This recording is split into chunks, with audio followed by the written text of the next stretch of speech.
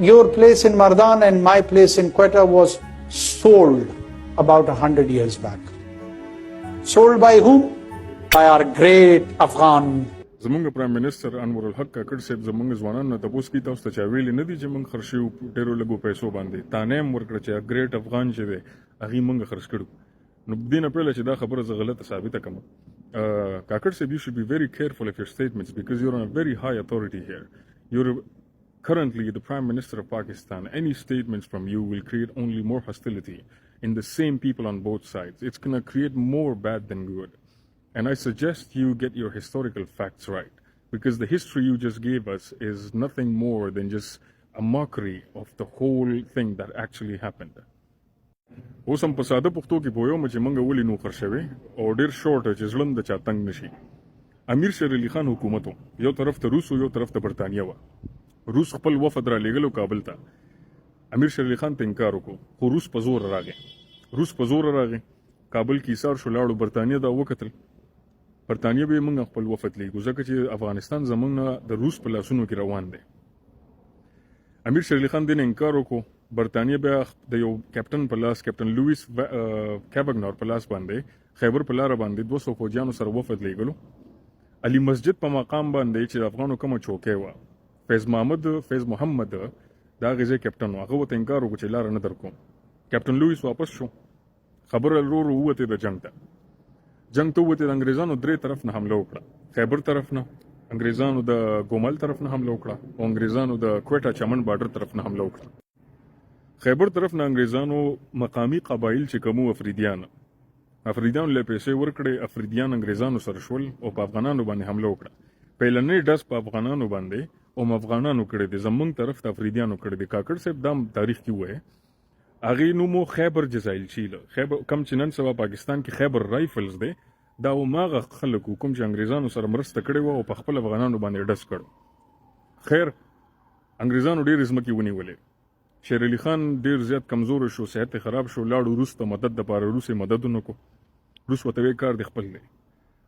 هغه رالو غریب هغه چې عمر ته نږدې شو دغه شو هغه خپل ټول واک سنبال کو امیر یعقوب خان ته هغه وفات شو.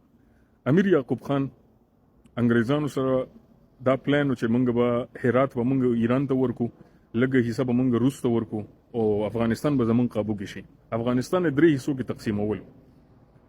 امیر یعقوب خان وی چې نه مه تقسیموئ زه هر شرطونو ته تیار یم. نو ګندمک په مقام باندې کوم چې جلال آباد او کابل ترمنځ دی هلته همدغه کیپټن لویس کیبګنور امیر یعقوب خان ټول کېناستېدل. زه به تصویر هم دلته وښیم. دې معاهده وکړه. هغې معاهده دا نه وه چې دا ځمکې په موږ راخرڅې کړې. هغه معاهده دا وه چې انګریزانو جنګ وګټل انګریزانو ځمکې وګټلې. امیر یعقوب خان خپل قام خپل ځمکه بچ کولو دپاره دا هم د جنګ اصول دی هغه ټول هر څه ولیکل. خو ځمکو نه علاوه امیر یعقوب خان دا هم ولیکل چې زما د ملک خارجه پالیسي چې کومه ده چې افغانستان به زموږ په خوله باندې یا دښمني کوي یا دوستي کوي خلکو سره دا هم د انګریزانو په لاس کې لاړه. دا د امیر یعقوب خان په وخت کې د ګندمک په معاهده کې دا شوي. بیا دغه معاهدې په عوض باندې چې امیر یعقوب خان غم ختم شي د افغانانو غم لږ کم شي نو هغه ته 6 لک روپۍ ورکړه کېدې. 6 لک په هغه وخت کې نو هغه 6 لک روپۍ باندې موږ خرڅ شوي نو زموږ نه ځمکې انګریزانو په جنګ باندې اخیستې دي. موږ جنګ بایللی دی. اوس کاکړ صاحب بل دې کې یو انټرسټینګ پوینټ دا دی ځوانانو ته چې کوم ویل پکار دي چې انګریزان په پېښور کې انګریزان تر پېښور پورې نو پېښور خو د افغانانو علاقه وکنه نو افغانانو پېښور کله ورکړی دی برطانیې ته. سوچ پکار دی پېښور او دا علاقې آلریډي سیکانو د افغانانو نه اغشتې وې. برطانیه چې ده دا پېښور د افغانانو نه دی اغشتې برطانیه پېښور د سیکانو نه اغشتې دی نو هغې ځای کې موږ نو خرڅ شوې. بل دې طرف نه زمونږ خلکو انګریزانو نه پیسې اغشتې دي د خیبر افریدیانو پیسې اغشتې دي د خیبر مشرانو ته دي هغې ورغلي دي ډزې کړي دي په افغانانو چوکۍ باندې افغان جزایل چیل په نوم باندې. نو تاسو راځئ تاسو غلط تاریخ زمونږ ځوانانو ته زمونږ خلکو ته ورکوئ چې موږ خرڅ شوي نو موږ جنګ هم بایللی دی او موږ د انګریزانو مرسته هم کړې ده او افریدیان هم زمونږ د علاقې خلک دي اوس که نه زمونږ د سیمې خلک دي که نه نو موږ د انګریزانو مرسته کړې ده په ځان بیلولو کې په خپل افغانانو باندې ډز کولو باندې او هغې د افغانستان ماتولو نه د هغې افغانستان ټوټې کولو نه صرف ټول علاقې انګریزانو په کنټرول کې ورکړې، خپل خارجه پالیسی په کنټرول کې ورکړه. اصل کې شوی دا دی.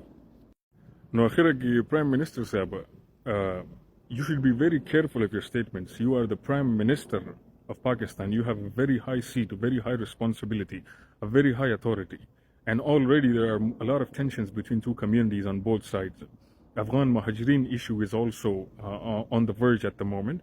And then you come at the front and put a statement out which is completely historically inaccurate.